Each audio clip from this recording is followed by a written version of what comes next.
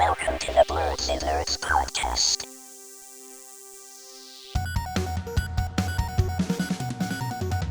Hello, everyone, and welcome to the Blerdsnerds podcast. I'm Shannon. I'm Jaja. And we're back bringing you all our thoughts on everything happening in nerd culture. It's just me and Jaja today. James gets a shout out of shame this week. This is like his fifth absence in like 3 months. So I hope you're listening to this, James. Shout out of shame for you. Anyway, it's good to have you back, Jaja. You were not here last week. We missed you. Yes, we're doing like the call out carousel right now. You had a legitimate reason though. I would love to hear James' excuse for why he missed the podcast when he's back next week. But we'll see. Did you but yeah, we missed you last week's pod, Jaja, while we were doing the interview with Will. Like, Jaja would have loved this. And I just want to say, I watched last week's pod, and it was absolutely phenomenal. Y'all did an amazing job.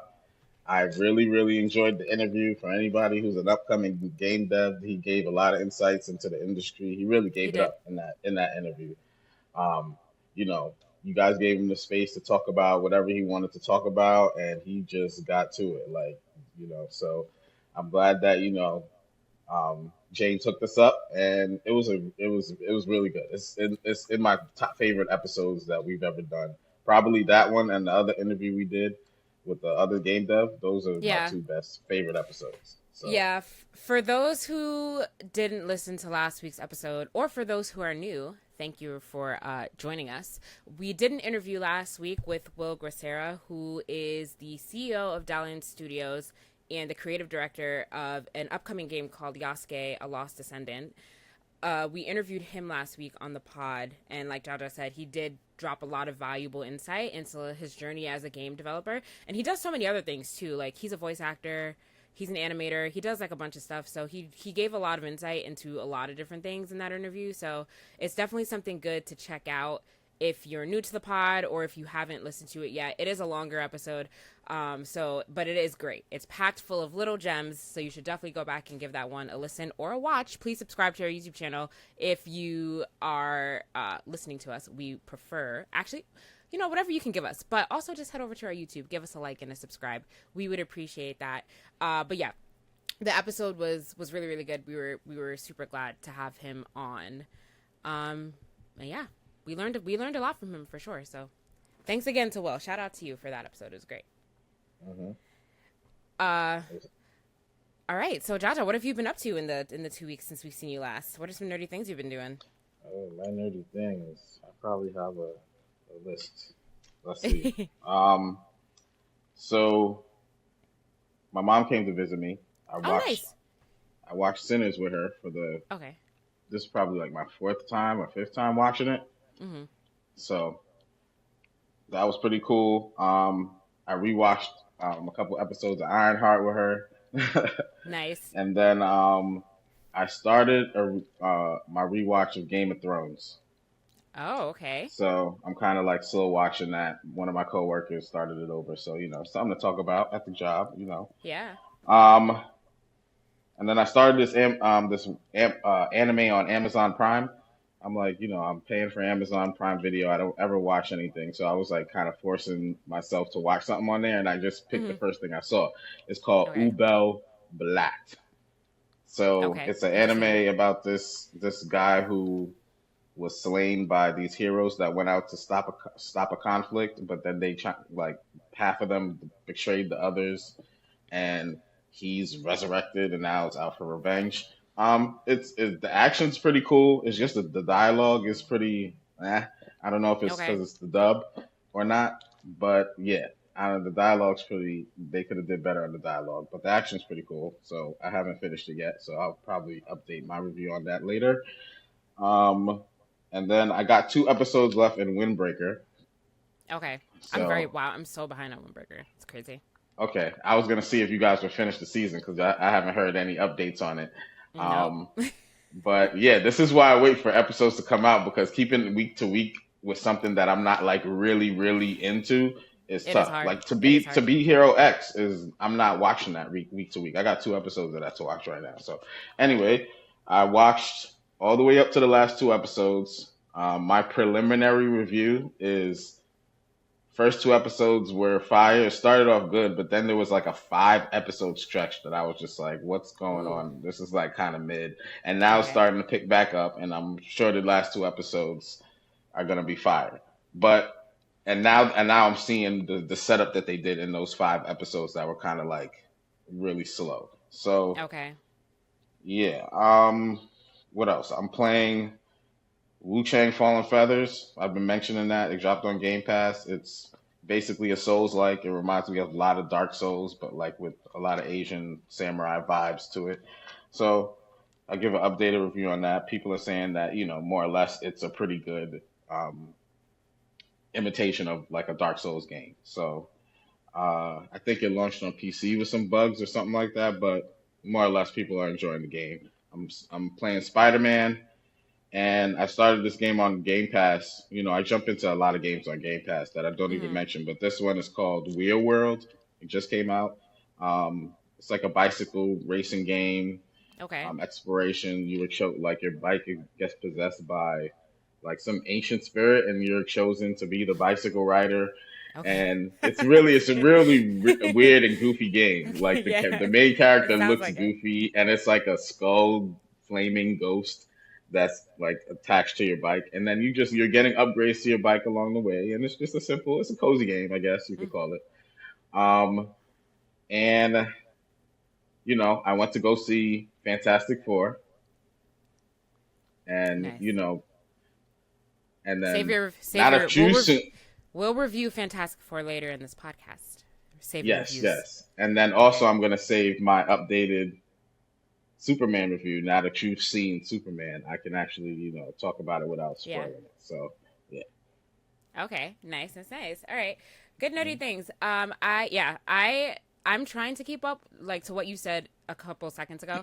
I'm trying to keep there's so many animes that are currently airing right now that I'm trying to keep up with. And it is hard to keep up with stuff week to week. It's like, oh, I have to watch this. I'm going to jump over to this show. Then I'm going to jump over to this show. There's like 6 animes right now that I'm watching week to week that I Hmm. have to watch one after another. And I'm just like, I wonder if I should just wait. But then it's like, you kind of miss out on the moment because people are talking about it. And I'm like, I don't want to be spoiled either, So, Yeah. but like, that's my life. Like, every week watching 6 or 7 different animes, just jumping from episode to episode.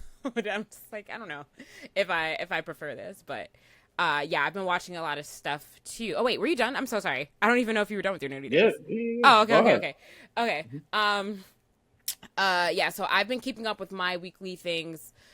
I've been watching Vigilantes. That's the one where I'm watching it now. The whole season's out, so now I'm watching episode to episode. I only watched like one more episode this week, so I'm on episode 6. But Vigilantes is good. I'm really enjoying that show. I've been watching The Summer Hikaru Died on Netflix, which is getting pretty good. It's a little bit creepy, but it is good. So I've been watching that. Okay. That's a good one. I've been watching Dan to Dan.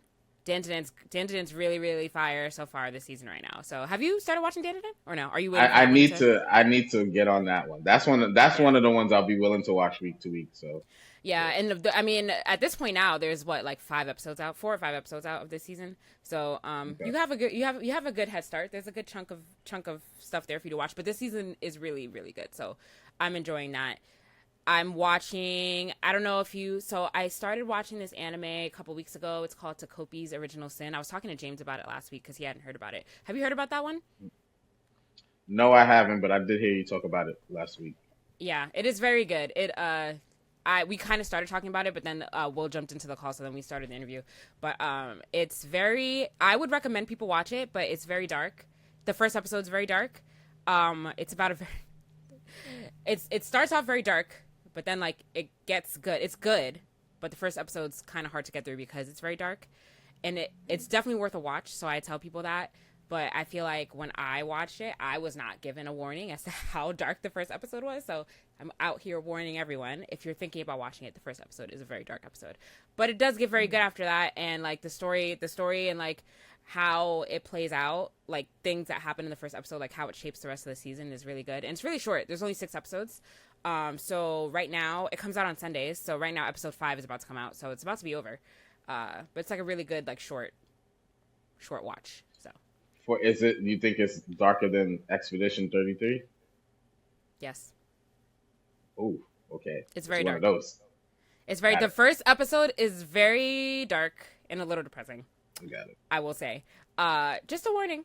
But it is good after that. So once you make it through that one, it gets a little bit better. But it is worth a watch, and like I said, it's short. So if you're looking for something to watch, I definitely recommend it. What else have I been doing? I think that's it. I've only been like trying to keep up with my anime now because I fell off on anime hard when I was playing Expedition 33. So I'm just trying to like get back up there with my shows. I'm trying to see if there's anything else I've been watching that I'm forgetting about. It's Dan to Dan, Takopi's Original Sin, Summer Car Died. There's something else in there that I'm watching. Oh yeah, Vigilantes. Yeah, and I gotta get back on Windbreaker. I fell off of Windbreaker and I gotta get back in there. And then I did hear your preliminary review of To Be Hero X, and Yeah. I know the first episode it has that like arcane art style, and it's really the story that gets it. And I mean, I like the art style, but I get it could be a little bit jarring at times because it switches up from sometimes to Yeah, it like does. It this does. bold like 2D black outlined anime style to like this 3D arcane style. But yeah, I can't wait till you start watching it again. Yeah, but you know how I am Because about. sometimes it happens to me like I'll just not be in the mood or zone to watch something like Fire Force. When I Mhm. first tried to watch Fire Force, I was not feeling it at all. Same thing with Jujutsu Kaisen. I had to like come back to it and then was like, "Oh, this is fire. Why didn't I not like Yeah. it the first time?" So, But you know how I am about animation, like heavy on first impressions with the animation style for me. Like if it's not giving what I think it has to give, then I'm just like, But I will come back to it. But I'll give it another try because I feel like I barely gave it a chance. I watched it for like 6 minutes and I was just like, okay. But I have to, so I will try it again. I'll try it again. okay. Um, and then I also saw Fantastic Four. I saw it on Thursday. Oh, Um, And yeah, for all the K-pop fans out there, I went to a Blackpink concert last night, and that was fun too. So that's my nerdy nice. things. Uh, yeah. So yeah, a lot of stuff for both of us. I need to get back into gaming now that I've put some distance between myself and Expedition 33. I never went back. I didn't finish all the side content yet, but I think I'm gonna start playing Astrobot because I've had that game for a little while now. James lent it to me. Hmm. I should start playing it. So I'm gonna pop that into the PS5 this week and see how that goes. Hmm. But yeah, so that's everything I did. Let's get into some not nerdy. Let's get into some video game news for this week. There's a lot going on. First of all, San Diego Comic-Con was is this weekend happening actually, and a lot of stuff came out from there, which wasn't paying. I have to like dive into all the announcements that are coming out from there because there's been a lot of stuff coming out, so I have to like really look at what's going on. Same. Yeah, but that's happening this weekend.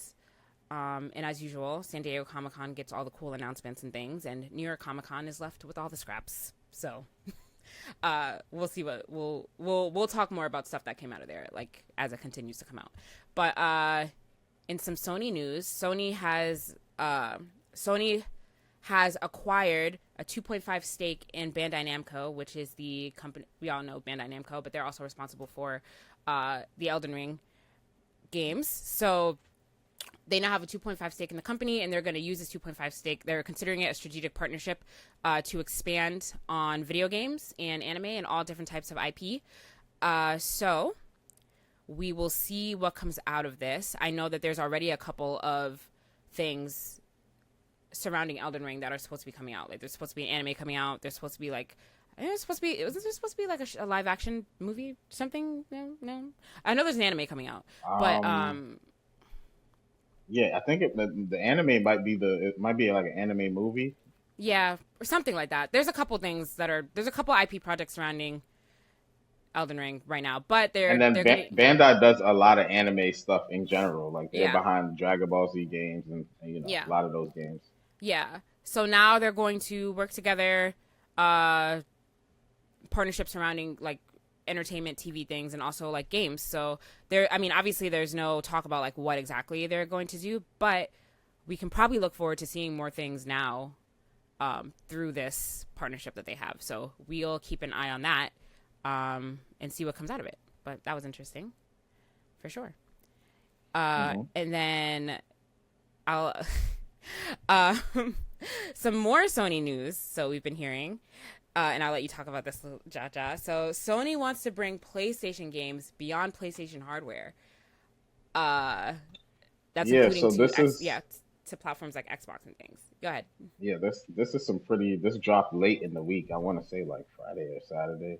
And it's basically somebody found there's a job opening for somebody for a new position that will help expand PlayStation's reach beyond PlayStation hardware.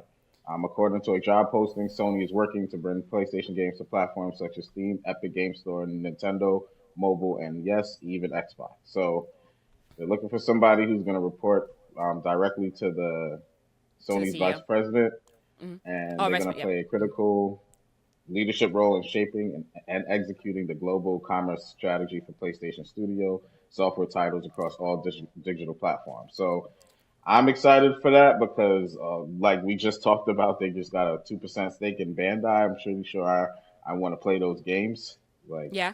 I want to play all the games. So Yeah. But um, what made you think? Okay, so Sony has up until recently been kind of like selfish into themselves, especially like with their games.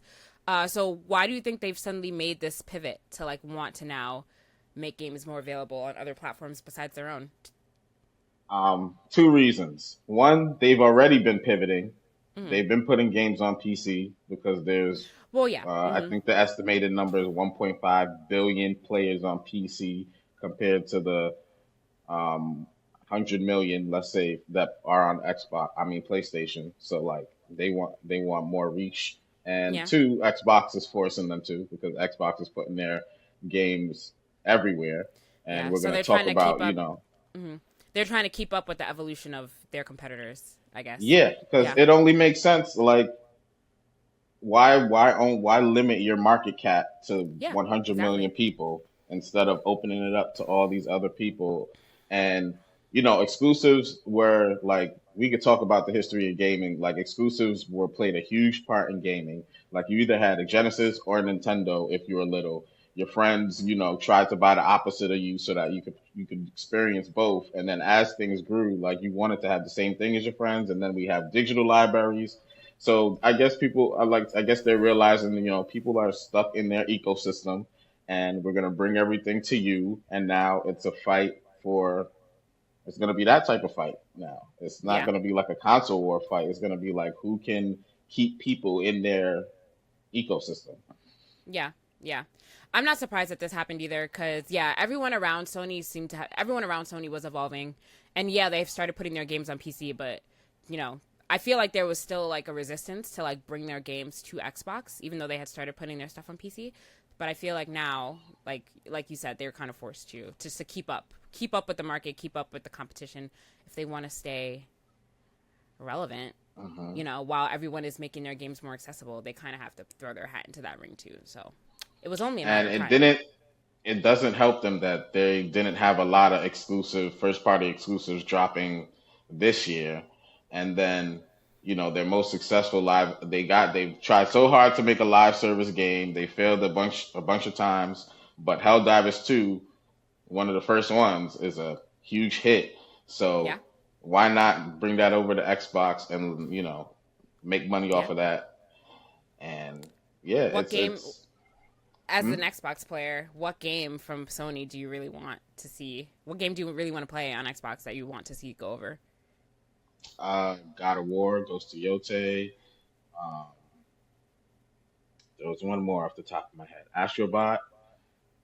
Uh, You think Astrobot's gonna like become? You think Astrobot they're gonna make like available everywhere? I don't know. Astrobot is like Sony's eventually, I mascot. think eventually everything's gonna be on everything. I don't know. I don't know. I Okay. hope. That's my hope because I don't want to buy a Yeah. PlayStation to play Astrobot. Like that's Yeah. Of like course. I'm Of course. I'm itching to get a Switch in my hands just to play Donkey Kong, but like I'm not gonna do it. So yeah, Donkey Kong's been getting a lot of good reviews. So yeah, we got to talk about that. yeah, but I've been trying to find the sales numbers actually, but like nobody's been outwardly publishing. I have to like dig for these numbers to see if they exist. Um, but yeah, you think Ghost of Yose? You think Ghost of Yose? You think they're gonna make that? Well, they're still looking for the position, so like I don't think that anything that's slated to come out in the next couple of months will probably be released like right away on other systems. But it's I don't know if this is gonna be something that's gonna happen like right now. Like this is yeah, probably something they still looking at. yeah, yeah. But it's a good sign. It means that like you can look forward to eventually in the future being able to have your games on available to play on another system if you don't have a PlayStation. So um, And there's then that. speaking about this, what's like the next thing we're gonna talk about? The the highest selling game on PS5 this year is probably something that's influencing them to do it as well. Seeing that Forza Horizon 5 is the best selling game of 2005, and it outsold Astrobot 2025. like, I mean, what did I say? You said 2005? you My said bad. 2005. Yeah. 2025, I'm like you're about and 20 years off, Jaja. sorry. Thank you for catching that. And it outsold Astrobot in like a couple days. Yeah. And Forza Horizon is a great game, and I would expect it to sell on PlayStation. Like PlayStation used to have, not used to. I don't know if there's a new Gran Turismo or a current Gran Turismo, but that was a huge thing on PlayStation. I remember having, Mm-hmm. I wanted to play Gran Turismo before Forza came out. So the fact that Yeah. PlayStation is seeing an Xbox game at the top of their charts, it's like, even though they're getting some of that, it's like, why not, we got to Yeah. go over there and get ours. You know what I mean? It's So, outperforming. It's outperforming Death Stranding 2 right now, which I think Death Stranding 2 is the highest selling Sony exclusive game right now. Um, yeah. yeah. So that's kind of crazy. I've I don't know. I guess I've never seen. Well, I've never played Forza, so like I don't know. But like I've always wondered why Forza is so popular. So, when Gran Turismo was at its height, that's when the Forza came out to be like the, oh my God, who's the realest racing sim, right? Right. And, it was circuit racing on certain tracks that everybody knew, and it was all about who had the best graphics and physics. And now that Forza came out with Forza Horizon, which is the one that was on PlayStation, this one is kind of like the GTA of like car racing. It's not like regular you're racing on a track. Like you're in the open world, you can just drive anywhere. There's a whole bunch of races spread out across the map, and yeah, some of them are laps and some of them are point A to point B. Mm-hmm. But it's a really like it's one of the best. It might be the best racing game out right now. Like, Okay. I mean, clearly, yeah. yeah. um. Well, that's saying something. Uh. So yeah, that's and yeah, and again, that goes to show that you know even more of a Good reason why games Sony will should do this. sell. Yeah. Like it's Exactly. not. I don't think Indiana Jones. They're not talking about. I mean, Indiana Jones. They were saying was at the top of the pre-order charts, but once it came out, I didn't hear no noise about the sales that it made. Oh my God, I haven't heard anything about Indiana Jones. And there was a couple other ones. Didn't it Grounded? Isn't Grounded on place?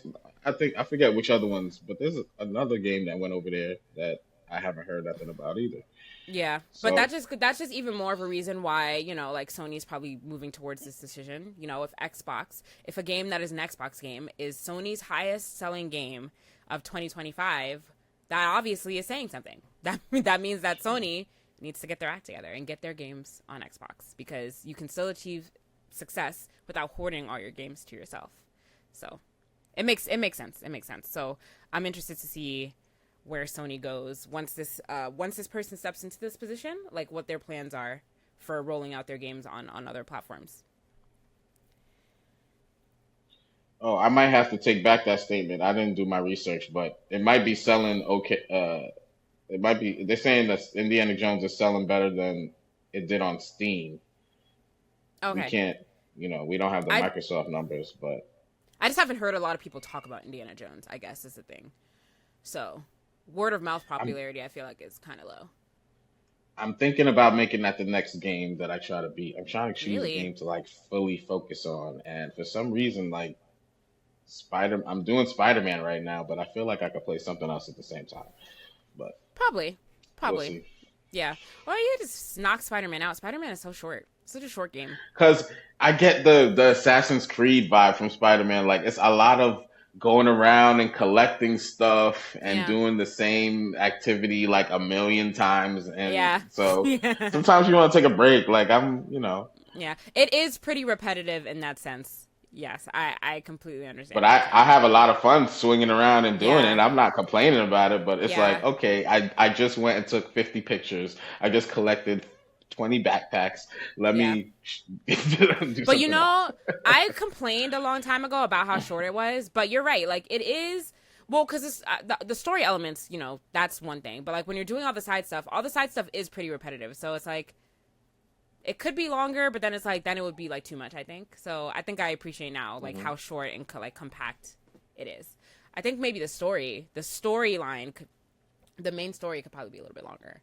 Like with the same amount of side content, then it would probably feel a little bit less repetitive, but I see what you're saying for sure. It can be. If you're just sitting there grinding, it's more of the same thing a bunch of times. Hmm. So, uh, all right, let's jump over to some Microsoft news. Take it away, Jaja. Where are we at? Oh, okay. So yeah, so some Microsoft news. The Microsoft CEO, what's his name? Let me get his name real quick. So I can't. I'm his last name is Nadella. CEO Yes. Nadella. Um, he is trying to make the 9,000 layoffs seem like a really good thing, and he sent a memo to the employees, saying Microsoft is thriving, and as a quote, we're investing more in capital expenditure than ever before. Our overall headcount is unrelatively unchanged, and some of the talent and expertise in our industry at Microsoft is being recognized and rewarded at levels never seen before. Now, what bothers me about that quote is the overall headcount is relatively unchanged. So, what I'm taking from that is that you fired 9,000 people and rehired 9,000 people. I don't think they rehired 9,000. I mean, they probably rehired a good chunk of those roles, but I don't think they rehired all 9,000.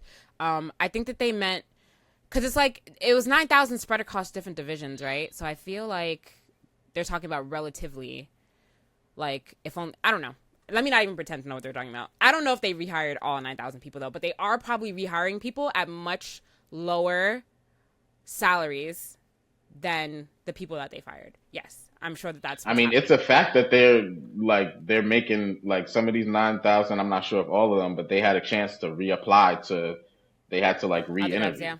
Yeah. Yes. Yeah, and like place another yeah, relatively unchanged. Like I know that they rehomed a lot of people, so like they gave them opportunities to look for jobs on different teams within Microsoft. Um so that could also be part of it as well. But yeah, a lot of these companies now what they're doing is cuz a lot of people at these companies are making a lot of money. So I feel Hmm. like yes, they are letting go of a lot of people and then refilling some of those, not all, but probably some of those positions at much lower salary packages than the people that they fired. Yeah. So I know 2 weeks ago I kind of was talking about how some people were saying that they did a lot of these layoffs to make room for AI because they spent a lot of money on AI and they had to make up that money by either cutting down on that money or cutting people. So Nadella goes on to say, and yet at the same time we've undergone layoffs. Um, he says it's apparently the enigma of success. And then just imagine if all 8 billion people could summon a researcher, an analyst, or a coding agent at their fingertips, not just to get information, but to use their expertise to get things done that benefit them. And consider how organizations empowered with AI could unlock entirely new levels of agility and innovation by transforming decision making, streamlining operations. So that kind of confirms to me that they're like pushing AI really hard, and this is like a prime example of what people were worried about when AI came out. Yeah. Um, Especially now, like the stupid Trump administration.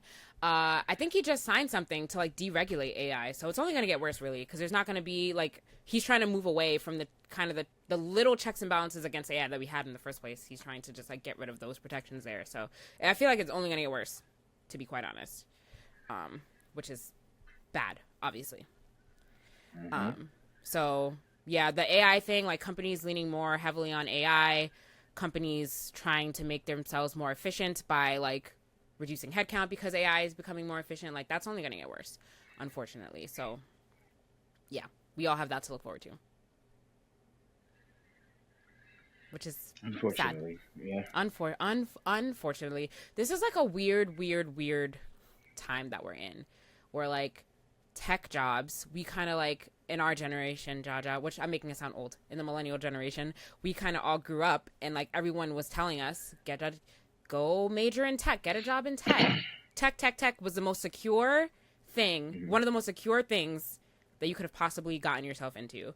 Like, go major in computer science, go be a doctor, go be like all those, like those three things, like we're kind of like a trifecta of like, this is where you're going to be secure. But it's like the tech industry is like so unstable now because of the rise of AI. It's kind of crazy. Like this is kind of the turn that we're in right now. I kind of feel bad for people that are in college right now majoring in computer science because it's like Mhm. the tech industry is It's so crazy right now. it's one of those industry. I remember like one of my first classes in computer science in college. The professor was like, "Yeah, you're learning this like Python right now, but like when you actually go get a job, you're gonna have to like learn whatever language they're using." So like this is just like pretty much like an example of what you might have to go through, like learning a different language. So it's Mm, definitely a career where you need to evolve and always, need to learn the new tool, whatever the new thing is. yeah. And when it comes to AI, like learning how to take advantage of all these AI agents, and there's room for growth there, but it's like, you got to kind of like, what it depends on what your specialty is, kind of thing. Like Yeah. how. I yeah, I think the generation that's working in tech now, they're and even though it's kind of like unstable, like they're like the last group of people that are going to really find,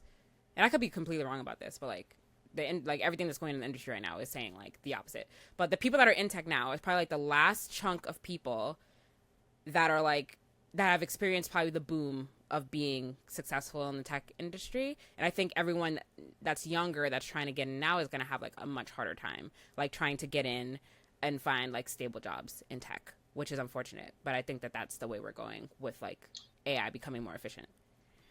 You know what I'm interested to see, if Mm-hmm. the like, since like AI can program now, like how's that gonna affect like people programming? Like what kind of programming knowledge would you need to be Yeah. successful now if the AI is gonna be doing most of the programming? Yeah, I think I mean humans are still important because I think Bill Gates said this. I was like reading an interview that he did. He was saying that like AI can't like they can't completely depend on AI to code right now because you still need the humans to like basically double check the Hmm. work. Like it's not at a spot right now where it can be Hmm. 100% efficient on its own. Um, and Yeah, of course. he said that we're like ways off from that. Even though he said that like soon AI is gonna like take over every job, like doctors and like things like that. And I'm just like, okay, but everyone. So it was kind of like a weird. It was kind of like a weird like mixed messaging thing that he sent out. But when I was reading that Hmm. article, I was like, okay, you just said that like teachers and doctors are gonna be replaced by AI, but whatever. We whatever. If we're far off from that, that's great because I know a lot of coder people. Our very own James is a coder, so It's obviously, you mhm, know you know how convenient it is to have an AI go, like, you code and be like, hey, if something's not working, and you get the AI to go look at your code and try and figure out, like, help you find, like, help you mhm, debug your code. It's definitely like helpful right now, and yeah. making like programming speed a lot quicker, even though we're not seeing that in, you know But that's the the thing, industry. right? But that's the thing. Like AI should never be. AI should be just that. It's supposed to be something that makes your job as a human coder more efficient. It's not supposed to be like, okay, well now this robot can do everything you can do, so we're gonna get rid of you now. Like, I feel like I feel like it should have never gotten to that point, but here we are. Do you think, what about Rosie from the Jetsons? I'm aging us out right now, but you ever seen the Jetsons? Yeah, of course I've seen the Jetsons. Yeah. And Rosie, the robot AI Uh huh. maid that they had. Yeah. You think that's a good like use of AI? Rosie was. I want a Rosie. I don't want a robot doing things in my home. because then the robot turns evil, and then doesn't that happen in the Jetsons? Wasn't there an episode where she like where her There's hardware was malfunctioning? Anyway, there's actually somebody doing that right now. I know somebody that I know from Google. I forget her name, but she's doing like a year living with a robot, is an she? AI robot. I could get you her name. I'll send you I wonder something. if But yeah. are there articles on that? Yeah, she was in. She had a bunch of Instagram posts, and I saw an article reading about it. I don't know if she got an award or something recently, but yeah, somebody that I know, like she was one. We used to talk to her a lot over there. We Listen, used to talk to a lot of people. you won't be catching. You wouldn't be catching me living with an AI robot for a year. hmm That's crazy. It's a study. Yeah. Nah, I'm good. Anyway. Anyway. But yeah, this is sadly the trend that we're seeing in tech right now.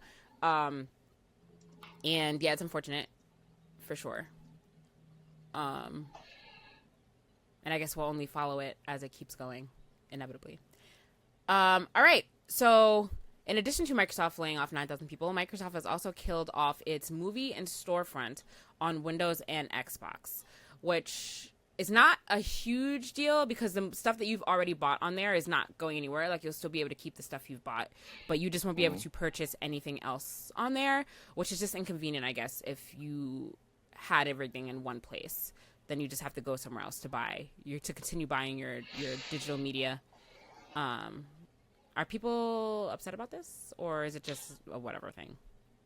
It's something that I was dreading because I don't have a huge collection of digital media movies Mm-hmm. and stuff on Xbox, but there have been like stuff that I've claimed for free. Like I think I had the whole season one of Naruto, and I was just wondering when this eventually shuts down because I didn't see it as a very productive part of their offerings, Yeah, especially when you have every streaming app on this because that's what I was device. about. Why, you Yeah, know what I mean?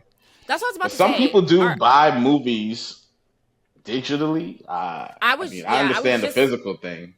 yeah I was just about to ask, like, are people really out here buying like digital, like buying things on digital, like how we used to buy DVDs all the time before streaming? Are people really out here like buying things digitally, like a lot, like buying things? Because like I don't know, I can't I remember the last think, time I bought something, like I bought a movie like digitally. yeah, I don't know about movies, but I know people buy music digitally still, and Well, yeah. I would, Wait. People buy music digitally? Really? yeah, some People people do. buy? Oh wow. Like hardcore music people, yeah, yeah, yeah. Okay, I could see that. I could see that because I guess like yeah, if you're on a streaming, you literally don't own any of that. So it's like once you hmm stop your subscription to that service, you're gonna lose access to all that music. So I mean hmm that makes sense. That makes sense. I could see that. I guess the same thing for like if you really love a movie, then I guess you would buy it because it's like it might not be on the streaming service that you have forever. Things leave hmm streaming services all the time, so that makes sense. That makes sense. I just can't remember the last time I bought something digitally, I mean, it's a just movie. like buying a movie digitally. It's like, are you gonna buy it? You gonna buy it on Amazon? Like, I feel like there's so many different movie libraries. It'd be hard to keep track of your There movie is collection. there are a lot of different movie libraries. I don't know. I mean, you buy it on Apple if you have an Apple device, right? I feel like that's the easiest thing. Then you just download it right to your I don't know. I don't know what people are doing anymore, but yeah, you can't do it on Xbox anymore. That's the point. They're getting rid of their storefront. So hmm if you were buying stuff on there, then you can no longer do that. Yeah. So yeah. Uh, Uh, And then the one piece of good news for Microsoft that came out this week, they have, I guess, listened to the noise, the outrage, did their analytics, did their research, and decided not to make Outer Worlds 2 and other holiday Xbox games $80. They will be the normal $70 for right now, and we'll see what happens in the future. I didn't even And know this people was a. who, I didn't know this was a thing. People were they were yeah, talking about making it $80. yeah, I think this happened during Summer Games Fest when they showed Outer Worlds 2. They said it's going to be $80. I think it came out Oh, like the next day. right. And then everyone was like, "Oh my God, they're following Nintendo $80 games. GTA is going to be $100." And then so I'm GTA is glad to gonna be. see. Yeah, GTA is gonna be $100. I'm so convinced GTA is gonna be $100. I think they confirmed that it's going to be 80, if I'm not mistaken. But I don't know. I don't know. Things could change. I think it could always change, but I hope it's 70. If they spent $1 billion making that game, it is definitely gonna be $80. It's not gonna be 70. I guarantee you, we can over under this. We can make a let's mark this date. It I'm is not betting. we don't have to bet, but let's just mark this date. This is it's Sunday, July 27th. So Hmm. as we inch a little bit closer to the game, we'll just remember this episode where I said I'm on the under 80 side. you're on the under 80 side. Okay, let's Yeah. remember this day. Mark this. It's definitely gonna be $80. 100% it will be. 100%.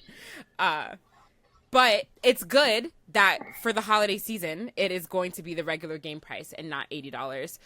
Let's make the holiday season easy on people, not hard, by making these games more expensive and less accessible. So that was a good call on their part for sure. Good for So them. yeah, Outer Worlds 2 launches October 29th, and yeah, I think they were Ooh. planning to make all their first party games $80, and that would have not been wise, Xbox. So okay. And it's I guess it's smart seeing that Forza Horizons is the top selling game of the year on PS5. Like, why would you do anything to slow that down? Yeah. Yeah. Like, why give a reason for PS5 players to be like and Xbox players too are included in this, but like specifically PS5 because that's where they're gonna make a lot of profit over there.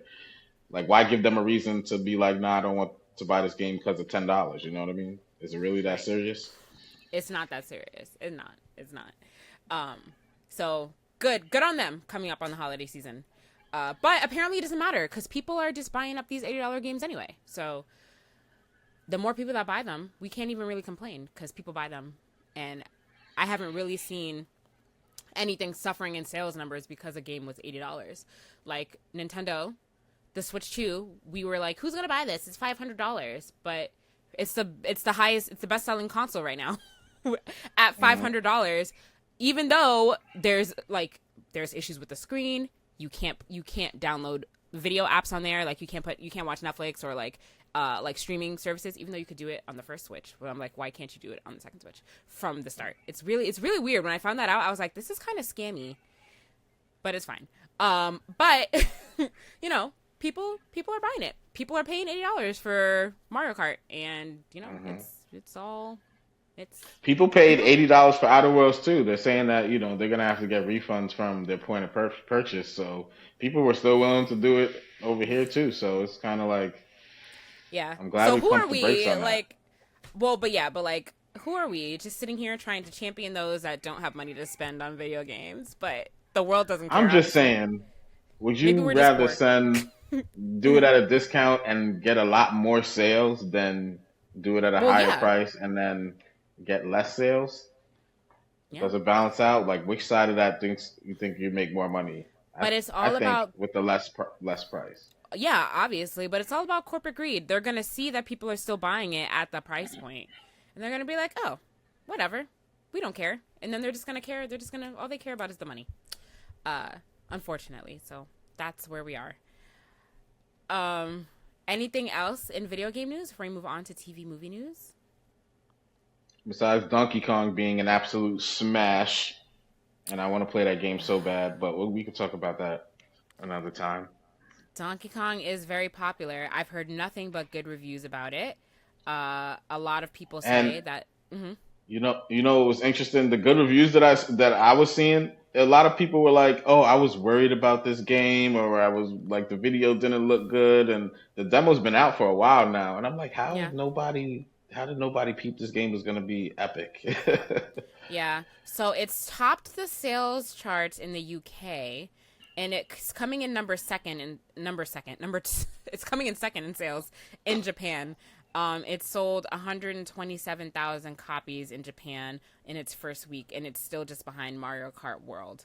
Um, I'm seeing like UK and Japan, but I'm not seeing where are the US sales. I'm not seeing that. Um, It has to be doing good. There's no way it's not. yeah, I mean, I've heard nothing People but are good things comparing before. this to Mario Odyssey. Like, is it better than Mario Odyssey? And I have no Yeah. reference point because I've never played Mario Odyssey, so I can only imagine how good Mario Odyssey is for it to be compared to this game. Because I played Yeah. Donkey Kong. The 15 minutes that I played of it, I could not get enough. So it says, oh, this is still in the UK. Yeah, I don't know what's going on in the US. Maybe the US numbers just aren't posted, or maybe I'm not looking hard enough. But I'm seeing the UK numbers.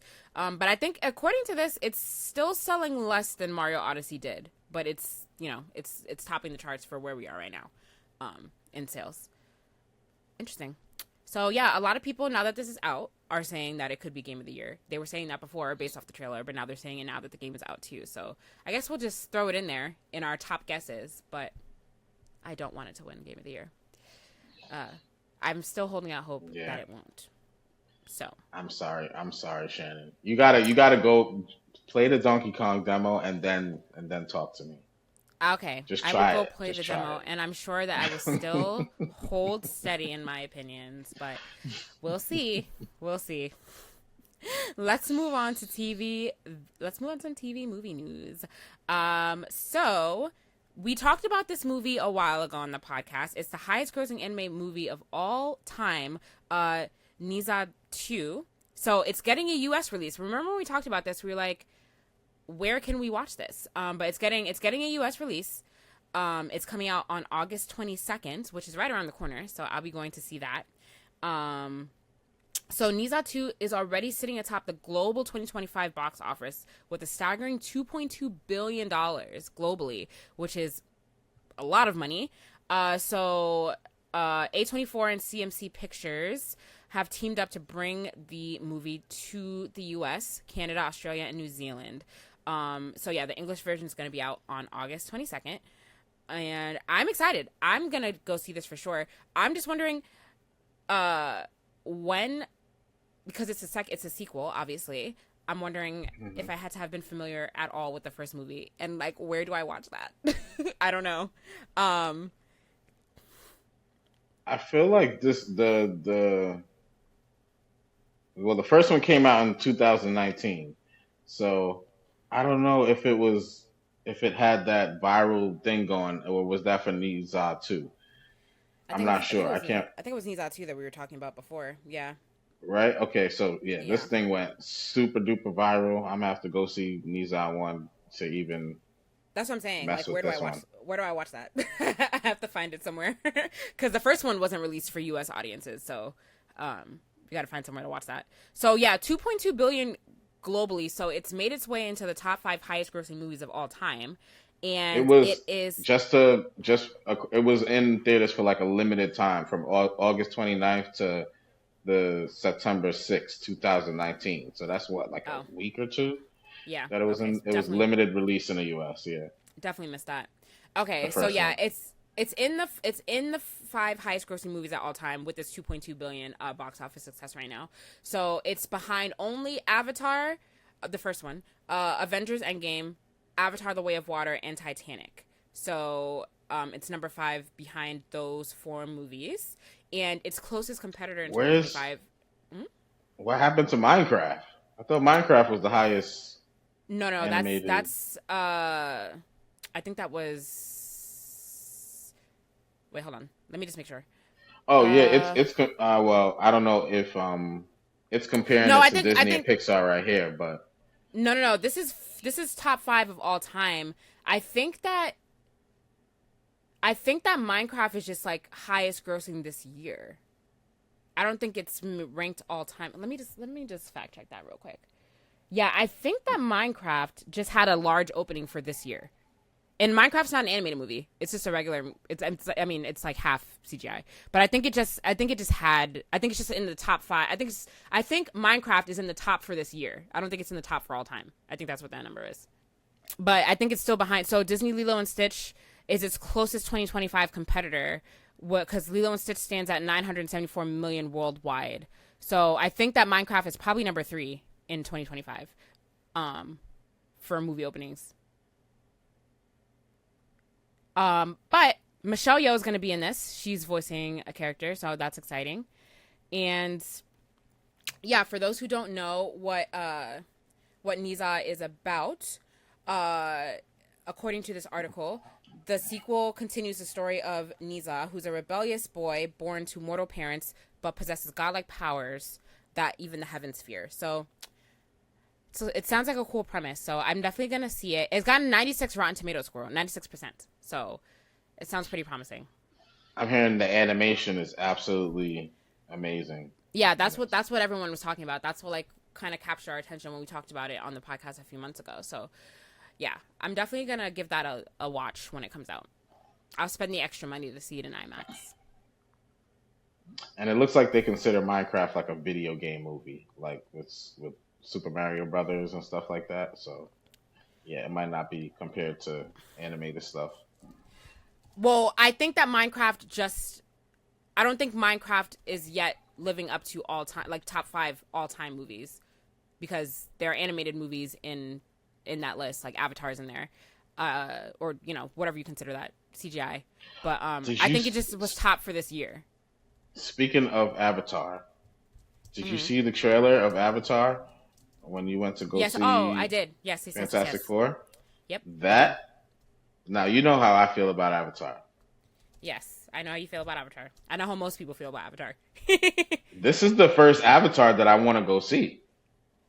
Oh, so you I was like, haven't seen? now Oh wait. this looks Mm-hmm. interesting. This looks Okay. different. It's not the same Pocahontas storyline that we get a million times. Like this looks interesting. But have you seen? Did you see the last one? No, Okay. So are you gonna watch the last one, or are you just gonna go no. into this one? I might Okay. watch some recaps. Great. I might Great. watch the last one, but the other ones before that, no. But maybe the last one. But this new one, I want to see. Yeah. Okay. Yeah, I'm gonna see it. Yes, Avatar does have a lot of problematic storylines, obviously, but it is a very fun thing to watch visually. Go see it in IMAX. It's a 3D IMAX. Go Hmm. see it, and it's a great visual experience. The story is problematic, though. Yes.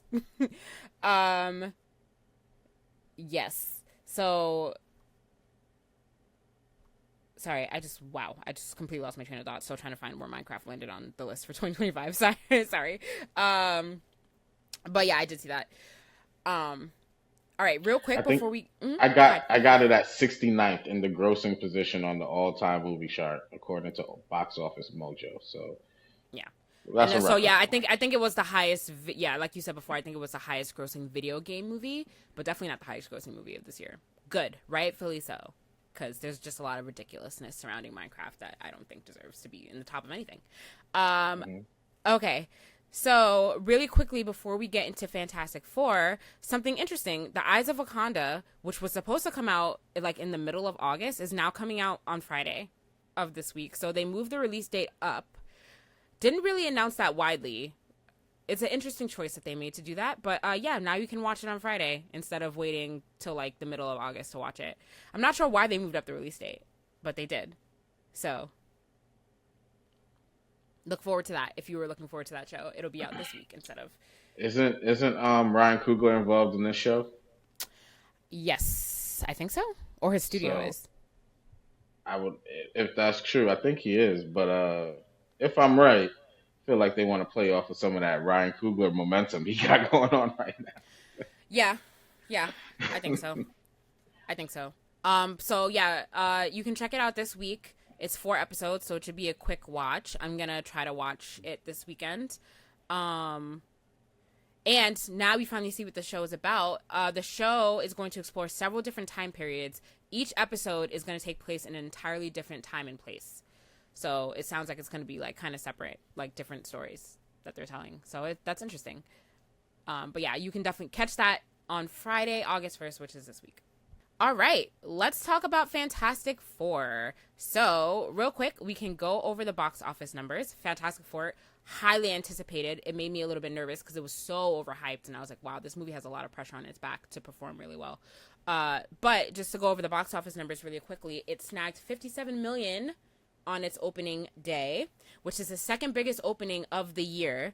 And this is where I saw the Minecraft numbers, and I was confused. So, 57 million across 4,125 theaters across Friday and preview screenings, and that's the second biggest opening day of the calendar year, ranking just behind a Minecraft movie, which made 57 million on its opening day. That's where I saw that. So it came in just ahead of Superman, which opened at 56.1 million opening 2 weeks ago. So it just came just ahead of Superman. But, still they're neck and neck for opening.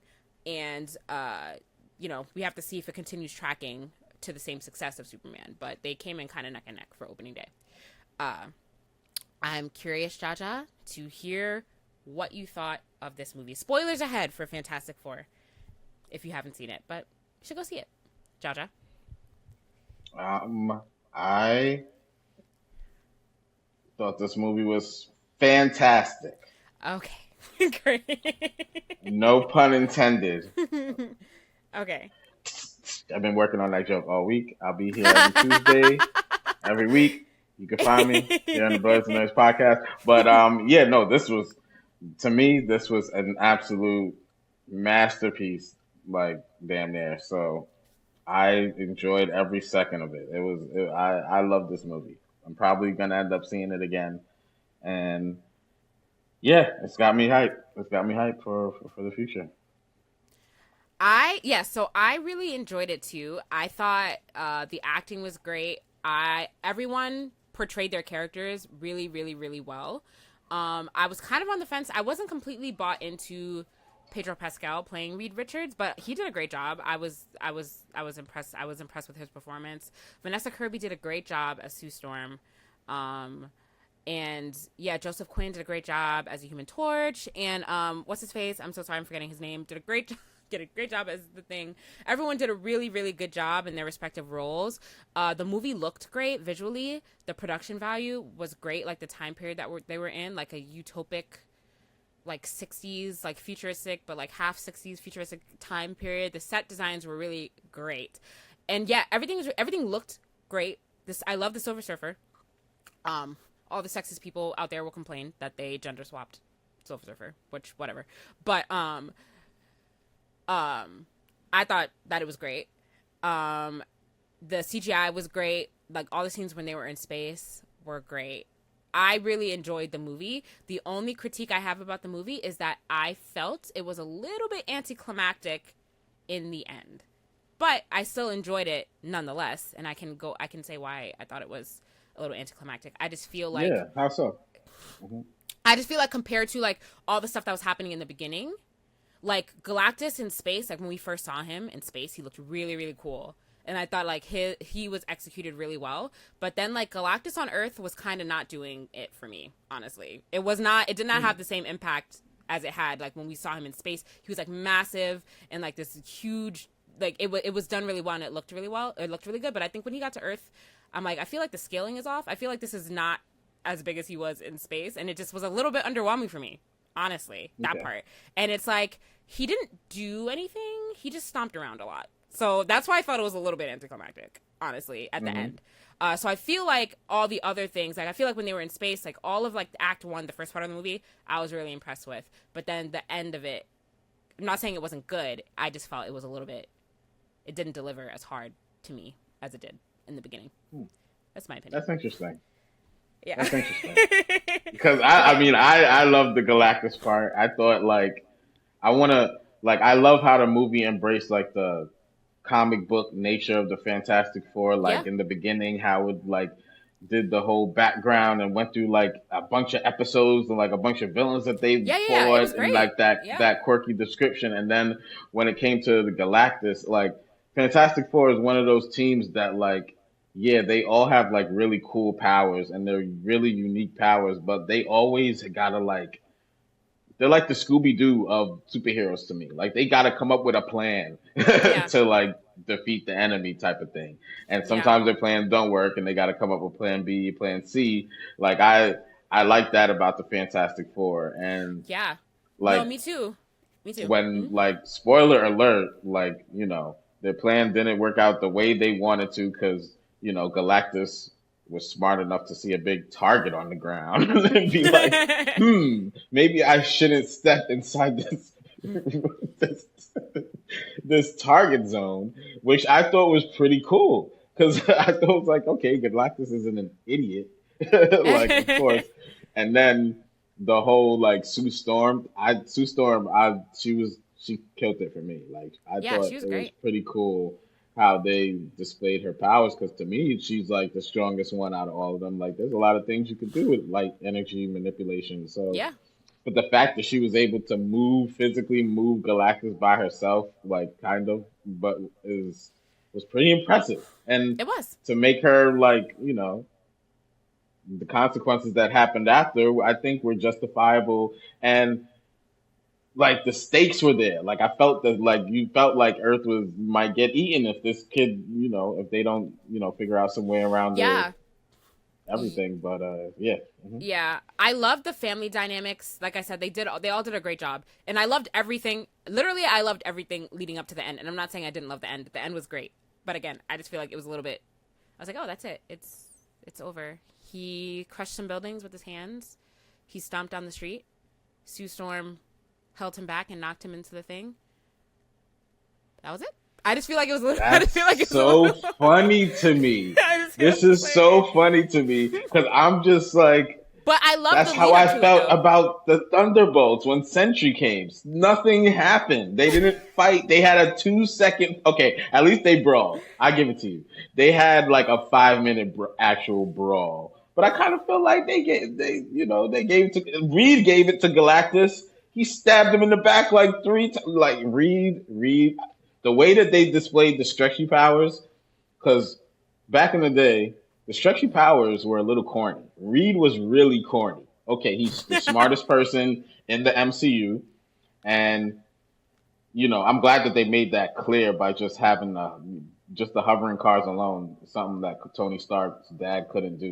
It's Mhm. just shows that level of intelligence difference. But like the stretchy powers are corny, but they made the stretchy powers look cool in this movie, Mhm. and For the little he bit gave it to that we saw of Galactus it, by himself, climbed him and stabbed him in the back a bunch of yeah. times, and Did it look cool because we only saw it once? Like, did we only see it? We only saw it at the end, right? Like his stretchy you powers? saw they in the beginning when they were going through like the different episodes. He fought the Oh yeah, when ape. he was. They Yeah, yeah, showed yeah. him Okay, so scaling buildings. Like they yeah, you know. yeah. Um, I wish they did it more. They could have did it more, but I can imagine the CGI on yeah, that is probably. but yeah, but that's what I'm saying. Like the movie had a lack of action, and I'm not an action junkie. Like I value plot in a story. Especially like these superhero films, like I feel like a lot of people are like, "Oh, there was no fight, so it sucked." Like I'm not like that. I value a story, so I really enjoyed this movie because it did a really good job telling a story. But I just think that the end just was a little. The end just fell a little bit flat, just a little bit. But I'm not. But I still really Mhm. loved the movie. Like I give it a solid rating. Like it was still very good. Everything leading up to it, I enjoyed. Like spending time with the characters, I enjoyed learning about them. Um, when they were in like the space sequence, like that whole part, the whole first half of the movie, I loved it. I was there. I was rocking with it, and I thought it was good. Yeah, I just thought that was just this is my one critique that it just fell a little flat, and like, but it doesn't make me hate the movie. The movie is still great, and I think that like everyone should still go see the movie. It was awesome. It was really really good. So you want to know another thing that I really appreciated about this movie that Mhm. really added to like, okay, this is a serious situation. The whole subplot with the Mole Man, Mhm. the whole thing with him and Sue Storm getting him to evacuate the city, bring everybody underground because they knew Galactus was gonna come and mess up the city, and they wanted to save as many people as possible, hopefully everybody, Mhm. right? Mhm. That is the exact thing. I hate to compare, but this is what this they came out a week from each other. So this is the exact thing to me that was missing in Superman. That would have Okay. made me kiss it to the sky because that was what kept taking me out of the movie. That look at all these they're trying to make a big emphasis on how he's saving everybody. He's a protector of the people. He cares so much for everybody, every little living thing. He's saving squirrels, he's saving dogs, he's doing all these things, but it's like in reality he can't save everybody, right? And Mhm. two, he's going over there. The whole war thing messed me up because I'm like, there's two sides of a war. You're fighting against one side. People are gonna die. Like, what do you like? That part of your character needs to be developed. I feel like you Yeah. can't be as Superman. I don't think it's fit. Like, not fair. I don't think it's a very deep Superman if he's allowed to think that he's just saving everybody. But I think that was like one of the problems of the movie. You know what I mean? Well, like one of the problems that was acknowledged of him of his character in the beginning, which In the movie, they acknowledged that there was collateral damage, people dying. yeah, Like in that he made interview, it and seem like that he that was actually seemed. He said but people were going to die. Like he saved them. yeah, but that was the whole point of that interview in the beginning with him and Lois, where it's like she was trying to call out those character flaws. That it's like he can't just pick a side and assume that it's the right side to pick. I don't think Okay, that was fully resolved by the end. so take it off the war, right? The part where the kaiju comes into the city and Mm-hmm. it's just wreaking havoc. There's buildings collapsing on each other. Like there's people literally driving and running around the streets, but he's saving squirrels and dogs. And yeah, he's saving people. He saved the girl. He held up the building for that one woman who was in her car. It's like, what about all the people in these buildings? Like, it just kept making me think about that. Like, I didn't want to have to think about that. If they would have just addressed it, either having him go around really fast, or doing something similar to what Marvel did, being like, you know, But it's or not the same. but It's not the same situation. You know what I mean? Like the kaiju kind of came out of nowhere. They knew Galactus was coming, so they had time to form a plan to make sure that they could save as many people as possible. But I don't know. yeah, What but that's Superman my ended up dying. point. Uh-huh. That's my point. People should have died. We Oh. didn't see no one. We didn't see no one get hurt. He made it Oh, seem okay. like he Okay. I saved see. everybody. Hmm. like, like no one. No, even when the kaiju blew fire into the building, oh, everybody's good. Okay. It's Okay. like Okay. I I see. thought I that see. I was see. really. It Okay. kept making me think about that. Okay. So Okay. I was when I saw that in the Marvel movie, I was like, yo, this is the exact thing that I was wanted to address from Superman. Got it. But maybe they're saving that for the next movie. Yeah, there's still plenty of time to explore Superman's character. I feel like it was okay. I didn't, but that's a good point you bring up. I didn't give too much thought to that though. But I see what you're saying. I do. And then there was the one person, and he's remembering people by name, and then that one guy was brought to the underworld and was killed in front of him, and then he was really hurt by that, as he should be. I just feel like that part needs to be developed a little more. That part where, like, bro, you can't Yeah. really save everybody. And yeah, you have the Justice League, so maybe they addressed it like that. Oh, look, Superman has help. They can go over there and take care of that while he's doing that. And it was just like, I don't know. It was just something. It just kept taking me out the movie, and it made me start nitpicking everything. So yeah. Okay. Fair point. Okay. What was I And gonna then say? Hmm? okay, go ahead. No, real go ahead. quick. Go ahead.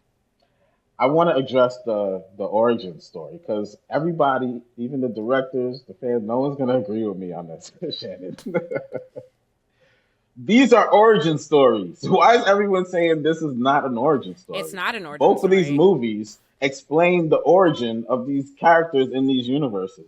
Superman. We got an No. expose in Superman. We got a we got a montage in Fantastic Four.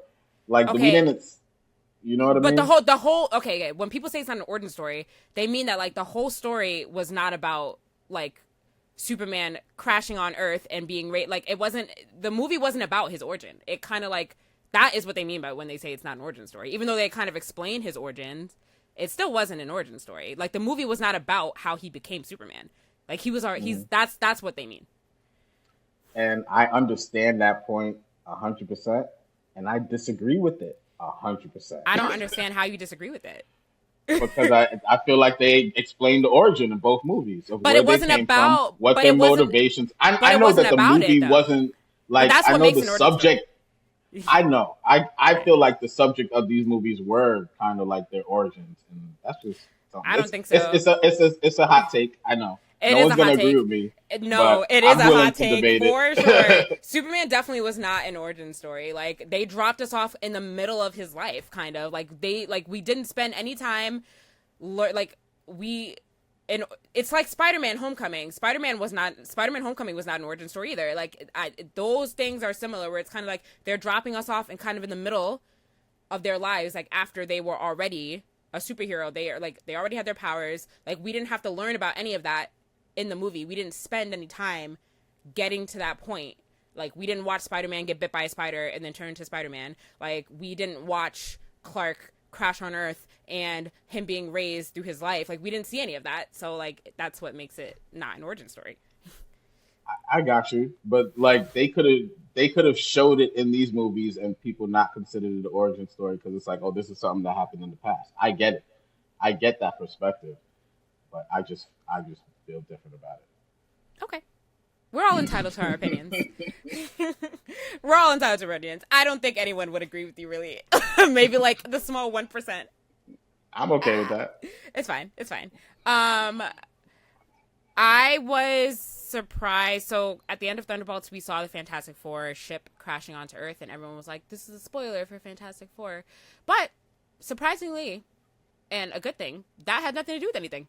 So we don't really even know what happens yet that makes them, I mean, obviously the thing with Doctor Doom in the end credit scene probably obviously has something to do with that. But, like, yeah, we don't really know what happens that causes them to land in the, what is the main Earth that we're in for the MCU? 626. Okay. Yeah, And the we don't. Fantastic Four is 828. Yeah, we don't really know what happens that brings them to 626. So I liked that it wasn't really a spoiler at all. Because at first, when they were when they were in space and they were trying to jump back, you know, I thought that was the one they were going to land in 626. And I was about to be like, oh, God, they're about to merge them into this universe and it's going to completely kill the movie. But I'm surprised. I'm glad that didn't happen. But I thought that's where that was going for a second. That's part of what made the Galactus thing cool to me because I'm thinking Galactus is about to eat this planet. Like they're Yeah, gone. I thought that too. Like there's I thought that too. I thought it was over, and Yeah. I was shocked. What happened. Yeah, so I thought that they were going to crash land on 626 when they were trying to jump back to their universe. And then when that didn't happen, I'm like, okay, well, Galactus is going to come destroy the Earth. But that didn't happen either. So it was a good twist. Good twist.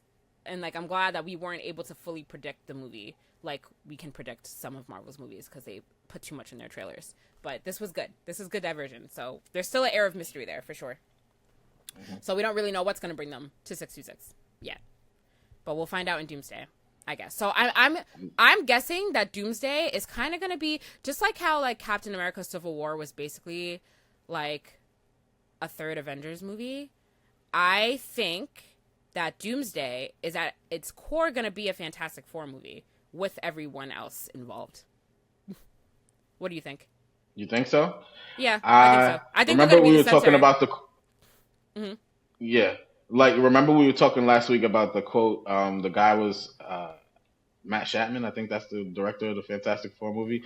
He was saying that he had to read with in keeping in mind that he's a father, he's something else, and then or he's like a genius, and then he's gonna be the leader of the Avengers. Yeah. So I could see that, and the way he was in this movie, I could see him being the perfect leader for the Avengers. We need a new leader because the leader of Avengers I love Sam Wilson, he's great, Captain America, but I don't see him.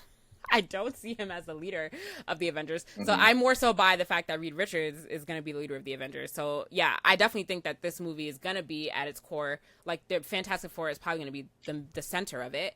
And then we'll see how everyone else kind of plays into it too. But yeah, I did read somewhere that Pedro Pascal came out and like rebuked that, saying that he's not going to be the leader of the Avengers. But who knows? Of course he's lying. Listen, you can't trust anything that people say. They're trying not to give things away. I don't think that he would just be like I don't think that he would say I'm going to be the leader of the Avengers just out loud. I don't know. But I'm looking forward to seeing Doomsday and seeing how that plays out. But because this is the first place that we see Doctor Doom in life, I was going to ask you, what do you think about the credit scene? I mean, it was a cool credit scene. It's hard for me to have an opinion on what's going to happen. Like, it didn't really give anything away. Just the fact that this is the first time we've seen Doctor Doom in the MCU. So because of that, it's making me believe that, like, and obviously Doctor Doom wants Franklin. So because of that, that gives me even more reason to believe that Fantastic Four is going to be at the center of this movie. So I think they nailed. I'm sorry, excuse me. I think they nailed the post-credit scene, like that when you saw Doctor Doom and like everyone gasped in the theater. Yeah. So yeah, it was one of same, those. same. Yeah. Can I say, Marvel, can we stop putting the more important credit scene first? Because you guys make people wait around after all the credits roll for a non-serious credit scene. You okay? um,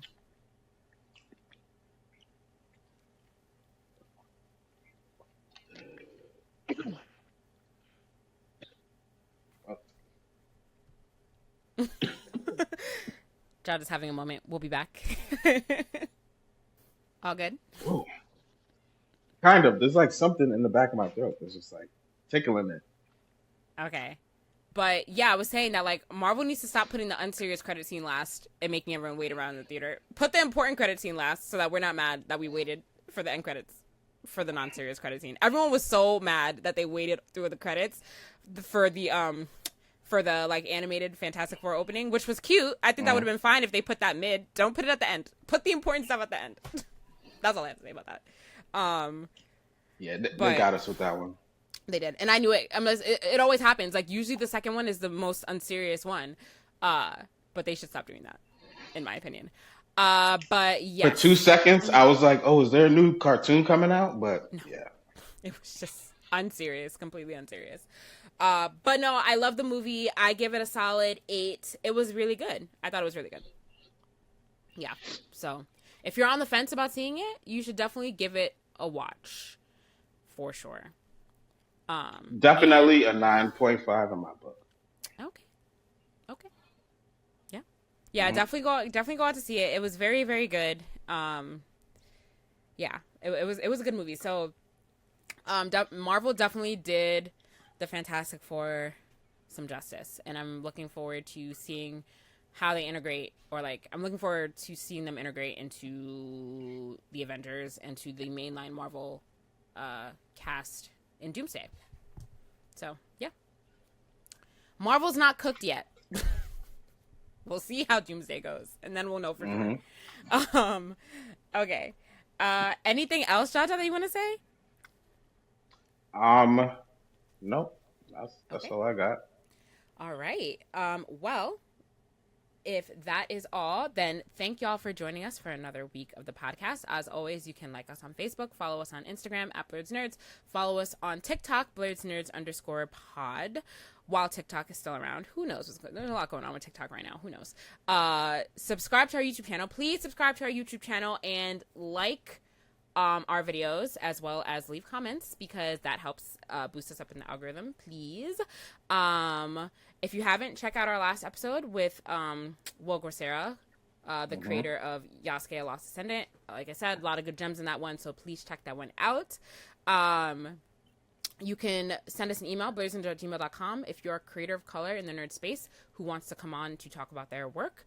And yeah, like I said, subscribe to us on YouTube, or you can listen to us on Apple Podcasts, Spotify, or your podcast listening app of choice. As always, I'm Shannon. I'm Jaja. Thanks for listening, guys. Bye. Peace.